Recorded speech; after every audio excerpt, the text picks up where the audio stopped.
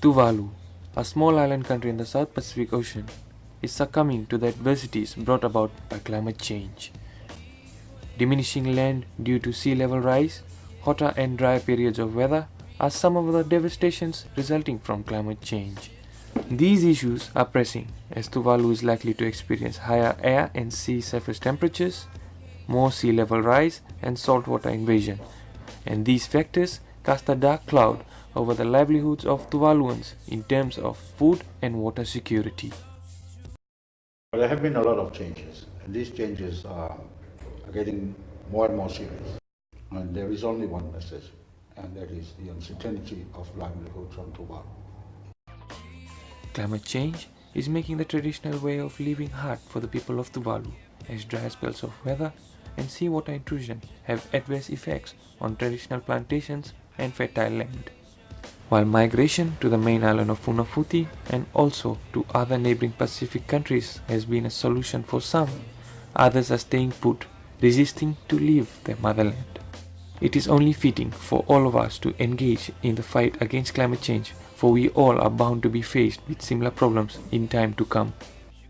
While some experts claiming that Tuvalu will be uninhabitable by 2050, it is only fair for us as Pacific Islanders to ask a simple yet vital question. What are we gonna do about it? You've got to look at renewable energy, a new mix of energy sources in order to save the globe, the planet. Relocation is not an option. Because by moving people, for example, Tuvalu people to say a bigger country, you are not stopping climate change. You're simply moving them, forgetting about their cultures, their properties, their sovereignty rights, and their rights to live on their islands, to somewhere else. It's a very self-defeating proposal. And as a leader of Tuvalu, I totally reject that.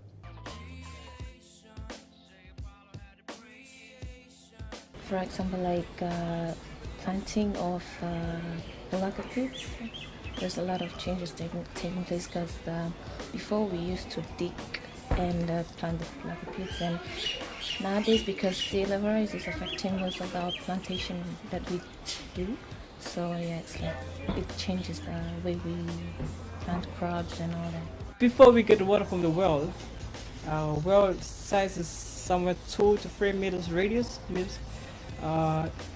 Before the water was fresh water, natural and tasty, very tasty. Well, compared to nowadays,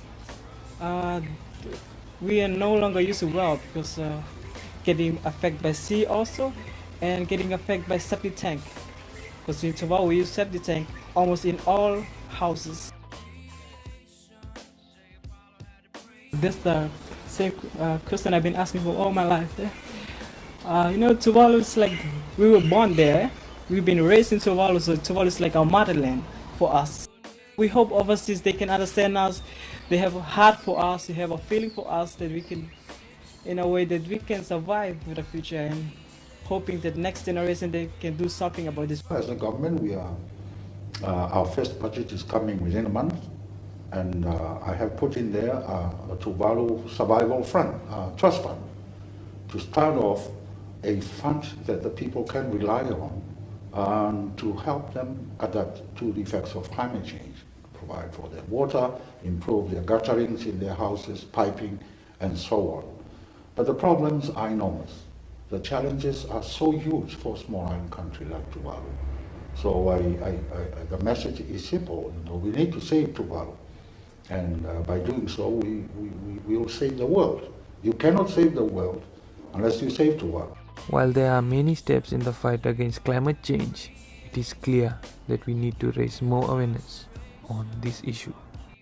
Solidarity among Pacific Island country leaders